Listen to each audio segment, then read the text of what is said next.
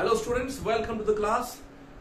This is the fourth lecture of modern physics और इस fourth lecture में हम हाइड्रोजन एटम या हाइड्रोजन लाइक एटम के बारे में देखने जा रहे हैं। बोर ने किसी हाइड्रोजन लाइक एटम के बारे में क्या सजेस्ट किया था ये हम देखते हैं और इसके लिए कुछ पॉइंट्स बहुत इंपॉर्टेंट होते हैं। पहला पॉइंट जो कि बोर ने बताया था वो क्या था? Electron revolves in certain permissible orbit. Okay, electron revolves in certain permissible orbits, and while revolving the electron does not emit any radiation. जब इलेक्ट्रॉन चक्कर काटता है तो वो किसी भी टाइप का रेडिएशन एमिट नहीं करता। Next point, electron revolves only in such permissible orbits, such orbits where the angular momentum MVR is integral multiple of what? h upon 2 pi। तो इलेक्ट्रॉन केवल उन्हीं ऑर्बिट्स में घूमता है जहां पर एंगुलर मोमेंटम जो है वो क्या हो? h upon 2 pi का क्या हो? इंटीग्रल मल्टीपल हो। ओके, इसके साथ साथ हम अगर एक पुराना कॉन्सेप्ट देखें, ये इंपॉर्टेंट होगा हम हमारे लिए, that electron revolves, and when it revolves in the circular orbit it requires what? Centripetal force। बगैर सेंट्रीपिटल फोर्स के इलेक्ट्रॉन सर्कुलर ऑर्बिट में नहीं घूम सकता। So the required centripetal force is provided from what? Coulomb's attractive force which the nucleus exerts on electron। तो nucleus electron पे जो coulomb force exert करता है, अट्रैक्टिव फोर्स लगाता है, वो अट्रैक्टिव फोर्स सेंट्रीपिटल फोर्स बन जाता है एंड इलेक्ट्रॉन रिवॉल्व्स। रदरफोर्ड ने इसको बता दिया था। फिर बोर्स के पोस्टुलेट्स में हम एक और इंपॉर्टेंट पॉइंट देखेंगे। क्या? When an electron makes transition from higher level to lower level, the difference of energy of these two levels, E2 minus E1, is emitted as what? Photon, right? It emitted as what? Photon। तो याद रखें काम की चीज कि जब electron जो है, when an electron makes a transition from higher level to lower level, higher orbit से lower orbit में आता है, तो जो difference of energy है that is emitted in terms of what? Photon।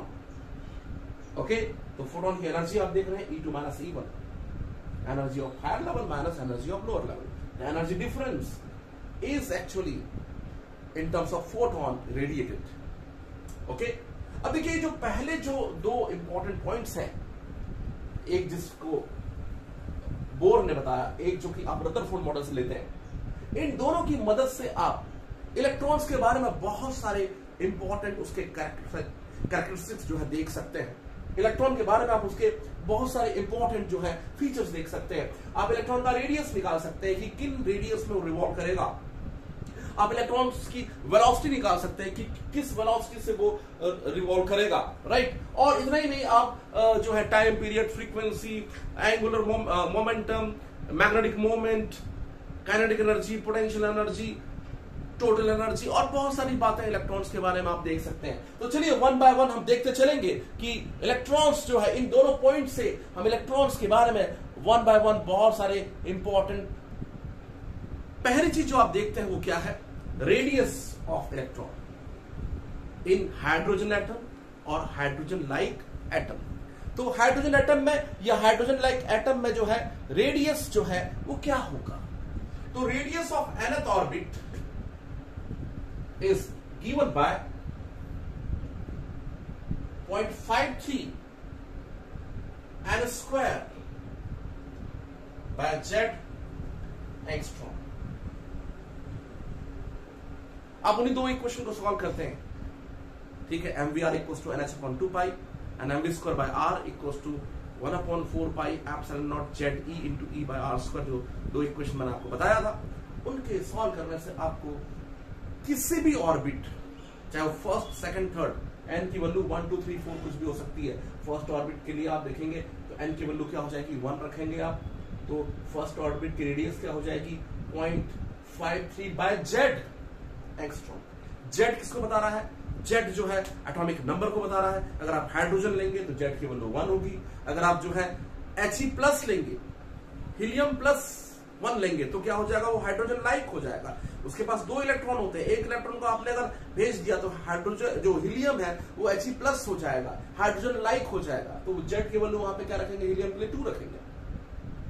अगर आप Li+2 ले रहे हैं, लिथियम की बात कर रहे हैं, उसे हाइड्रोजन लाइक बना रहे हैं, Li+2 जो है हाइड्रोजन लाइक होगा, वहां पे एक ही इलेक्ट्रॉन होगा क्योंकि 2 इलेक्ट्रॉन को आपने भेज दिया है Li+2, राइट। तो उस लिथियम के आयन के लिए जो है वो जो कि हाइड्रोजन लाइक एटम बन गया है, जेड की वैल्यू आप क्या रखेंगे? 3 रखेंगे। इस तरीके से इस फॉर्मूले से जो है न केवल आप डिफरेंट ऑर्बिट्स की रेडियस देख सकते हैं, बल्कि आप यहां पर जो है अलग अलग हाइड्रोजन लाइक एटम के लिए जेड की वैल्यू रखते हुए जो है उसकी रेडियस को भी देख सकते हैं। एंगस्ट्रॉम में आप देख रहे हैं। तो what is the radius of nth orbit of hydrogen like the electron in hydrogen like atom? Rn, the radius of nth orbit is 0.53 n² by z angstrom. Okay, तो ये याद रखें। आगे बढ़ते हैं। अब हम देखते हैं इसकी वेलोसिटी। दूसरी इंपॉर्टेंट पॉइंट है velocity of hydrogen like atom, Vn। Vn की वैल्यू होती है C/137 Z/n। C is what? Speed of light. C क्या है? Speed of light. और अगर आप इसकी वैल्यू रख के सॉल्व करते हैं तो ये आपको मिल जाएगा 2.18 into 10⁶ Z/n मीटर पर second, right. Z atomic number हो जाएगा हाइड्रोजन लाइक एटम के लिए, हाइड्रोजन के लिए Z1, He+ के लिए 2, Li+2 के लिए 3 और n जो है अलग अलग ऑर्बिट में। आप देख रहे हैं कि ऑर्बिट जो है n जो है फर्स्ट से सेकंड से थर्ड होगा तो वेलोसिटी कम होती जा रही है। ओके, यहां पे याद रखिए ये जो तुम्हारा 1/137 है, ये जो 1/137 है इसको सोमरफेल्ड फाइन स्ट्रक्चर कांस्टेंट बोलते हैं। क्या बोलते हैं? Sommerfeld fine structure constant, right. So ये बहुत ही इंपॉर्टेंट रिलेशन आपके सामने है और आप इलेक्ट्रॉन की अलग अलग ऑर्बिट पे वेलोसिटी देख सकते हैं। और जब आप इन दोनों को सॉल्व करेंगे तो यहां से बहुत सारी चीजें आ जाएंगी। जैसे अगर आपको देखना है इलेक्ट्रॉन का टाइम पीरियड ऑफ रिवॉल्यूशन, तो देखिए nth ऑर्बिट का टाइम पीरियड क्या होगा? Distance travelled in one rotation, one revolution 2πr। आपको मालूम है एक चक्कर लगाएगा तो 2πr डिस्टेंस कवर करेगा। कितनी स्पीड से लगाया? Vn स्पीड से। तो आप देखिए मैं इन दोनों से 2πrn nth ऑर्बिट के बारे में बात कर रहा हूं। nth ऑर्बिट का टाइम पीरियड क्या हो जाएगा बच्चों? 2πrn the distance upon velocity Vn। इसमें अगर आप वैल्यूज रख के सॉल्व करेंगे तो क्या मिलने वाला आपको? 1.5 into 10⁻16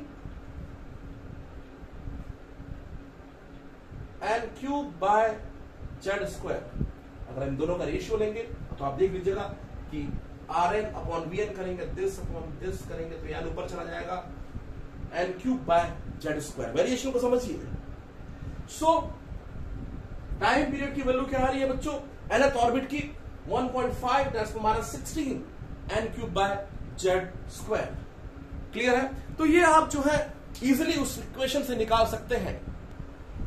तो आपने देखा time period 1.5 10⁻16 n³ by z² second. nth orbit में अगर इलेक्ट्रॉन रिवॉल्व करेगा तो इसकी ये टाइम पीरियड इसका होगा।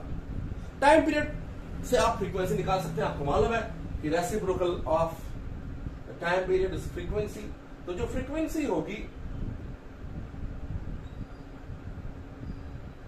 उसे लिख सकते हैं 1/Tn। और जब आप इसे सॉल्व करेंगे वैल्यू रख के तो ये क्या हो जाएगा?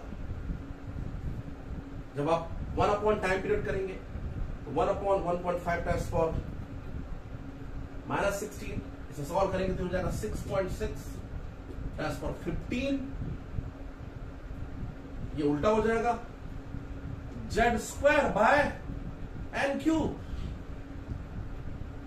राइट। सो टाइम पीरियड निकल चुका था, reciprocal of the time period is frequency, तो फ्रीक्वेंसी क्या हो जाएगी, nth ऑर्बिट में इलेक्ट्रॉन जो रिवॉल्व कर रहा है उसकी फ्रीक्वेंसी क्या हो जाएगी 6.6 in transfer 15 Z square by N cube, just इसका उल्टा, राइट। अब देखिए ये तो इतना आपको नॉलेज होना चाहिए, इसके अलावा कुछ एडिशनल चीजें देखते हैं जो आपके लिए ऑब्जेक्टिव क्वेश्चन बन के जो है जेईई या नीट में आ सकता है। क्या, अगर इलेक्ट्रॉन रिवॉल्व कर रहा है तो there is a current loop, electron charge है, इलेक्ट्रॉन रिवॉल्व कर रहा है तो there is a current loop, और जो करंट होगी उसकी वैल्यू क्या होनी चाहिए, करंट जो है हम जानते हैं करंट nth ऑर्बिट पे होगा, nth ऑर्बिट पे जो करंट होनी चाहिए वो क्या होनी चाहिए, करंट क्या होता है, जो चार्ज अपॉन टाइम, एक इलेक्ट्रॉन रिवॉल्व कर रहा है ना, after each time period Tn it covers, okay, so हर एक टाइम पीरियड के बाद एक चक्कर लगाता है, इट कवर्स वन रिवॉल्यूशन, और फिर से वहां आ जाएगा तो E बाय टी E, फिर आएगा टी टाइम पीरियड के बाद, तो E बाय टी जो है वो करंट हो जाएगी, राइट। और अगर यहां पे वैल्यूज रखे तो इसकी वैल्यू जो है लगभग 1 into 10⁻³ okay Z square upon n cube ampere आएगी, या बोल सकते हैं 1 मिली एम्पियर के आसपास आ जाएगा वो। तो देखिए इलेक्ट्रॉन जो रिवॉल्व कर रहा है उसके इक्विवेलेंट करंट भी निकाल सकते हैं, करंट निकालने का तरीका आप समझ चुके हैं, Q बाय टी होता है करंट, तो यहां पे E बाय टी होगा, और इसे जब आप सॉल्व करेंगे आपके पास टाइम पीरियड है E by t, will get this, okay. तो लगभग वो 1.1 के आसपास आएगा, आप देख लीजिए, लगभग मैं उसको 1 लिख रहा हूं, 1 × 10⁻³ ओके। अब देखिए आप ये भी समझे कि अगर वहां पे करंट लूप है तो आपको मालूम है वहां पे मैग्नेटिक फील्ड भी पैदा होगा, करंट लूप अगर है वहां पे इलेक्ट्रॉन अगर ऐसा घूम रहा है तो उसके अपोजिट करंट लूप होगी, और जहां करंट लूप है वहां पे एक मैग्नेटिक फील्ड भी पैदा हो सकता है, मैग्नेटिक इफेक्ट में आपने पढ़ा है। तो nth ऑर्बिट पे जो मैग्नेटिक फील्ड पैदा होगा उस इलेक्ट्रॉन के रिवॉल्यूशन के कारण वो क्या होगा, तो आप बखूबी जानते हैं मैग्नेटिक फील्ड की वैल्यू कितनी होती है, μ0I/2r। तो आप क्या कीजिए, nth लेवल की करंट और nth ऑर्बिट का रेडियस, इन दोनों की वैल्यू रखेंगे, μ0I/2r होता है, आपको अच्छे से मालूम है, और जब इसे आप सॉल्व करेंगे तो it will be what 12.5 Z³ by n⁵ हो जाएगा, Z³ अपॉन n⁵ हो जाएगा। आप देख सकते हैं करंट में Z² अपॉन n³ है और रेडियस में n² बाय Z है, तो नीचे स्क्वायर और n³ 5 हो जाएगा, Z ऊपर जाएगा तो Z² इंटू Z जो है वो Z³ हो जाएगा, टेस्ला, ओके। तो आप यहां पर देखिए किस तरीके से आप जो है केवल उस दो कॉन्सेप्ट से, only those orbits are possible where the angular momentum mvr is nh/2π, और रदरफोर्ड के कॉन्सेप्ट किससे, कि वही इलेक्ट्रॉन की रिवॉल्यूशन के लिए जो रिक्वायर्ड सेंट्रीपिटल फोर्स है mv²/r, that should be equal to what 1/4πε0 ZE into E/r²। इन दोनों की मदद से आप इन सारे फॉर्मूलेस को डिराइव कर सकते हैं। आगे यहां पर एक और चीज देखें आप,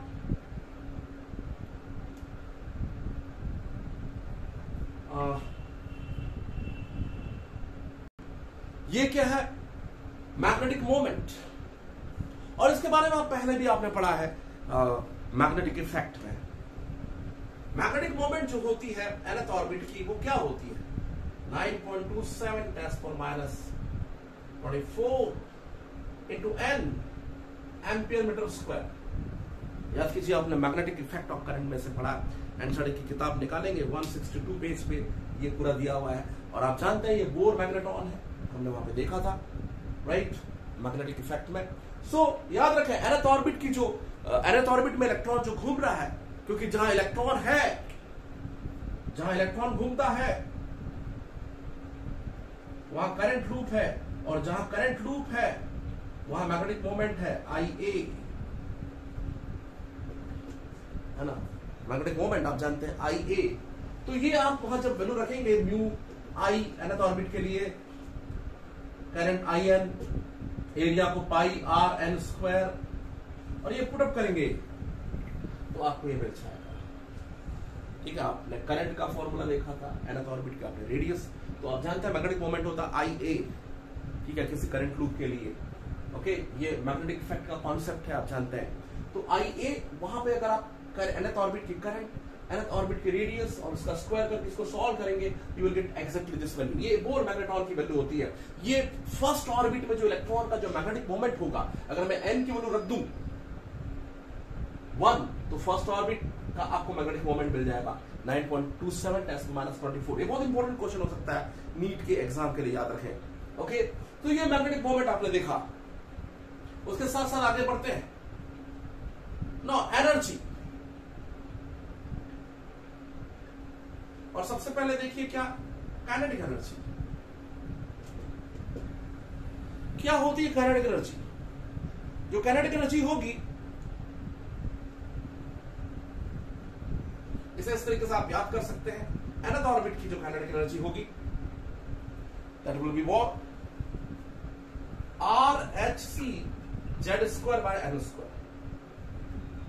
R यहां रीडबर्ग कांस्टेंट है, H और C के बारे में आप जानते हैं। और अगर मैं RHC की वैल्यू रख दूं और सॉल्व करूं तो ये जो है लगभग 13.6 Z²/n² इलेक्ट्रॉन वोल्ट आने वाला है। ओके, ये काइनेटिक एनर्जी होगी। वैसे आगे देखें पोटेंशियल एनर्जी। nth ऑर्बिट की पोटेंशियल एनर्जी क्या होती है? It will be minus, potential energy negative होती है। पोटेंशियल एनर्जी क्या होती है? नेगेटिव। क्या हो जाएगा? Twice of RHC Z²/n²। और जब इसकी वैल्यू रखेंगे तो ये हो जाएगा 27.2 Z²/n² इलेक्ट्रॉन वोल्ट। ये nth ऑर्बिट का क्या हो गया बच्चों? Potential energy. और जब आप टोटल एनर्जी की बात करेंगे, इसका सम कर दें, इट विल बी व्हाट, दोनों को ऐड करेंगे तो क्या हो जाएगा? It will be minus RHC Z²/n²।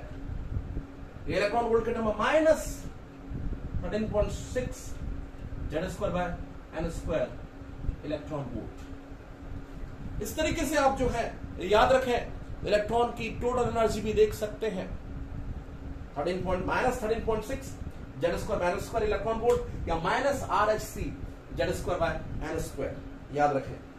Okay, सो आप यहां पे जो है इलेक्ट्रॉन के डिफरेंट कैरेक्टरिस्टिक्स को देख रहे हैं कि किस तरीके से आप जो है उसकी एनर्जी, उसका मोमेंटम, उसका मैग्नेटिक मोमेंट निकाल सकते हैं। अगला important point, the energy of photon which is emitted due to transition. हमने देखा था कि जो फोटोन की एनर्जी होती है वो होती है hν equals to E2 - E1। hν को और क्या लिखा जा सकता है? hc/λ।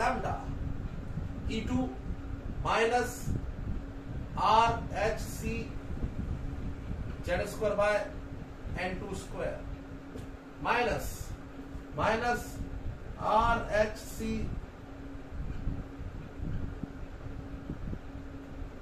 Z²/n²।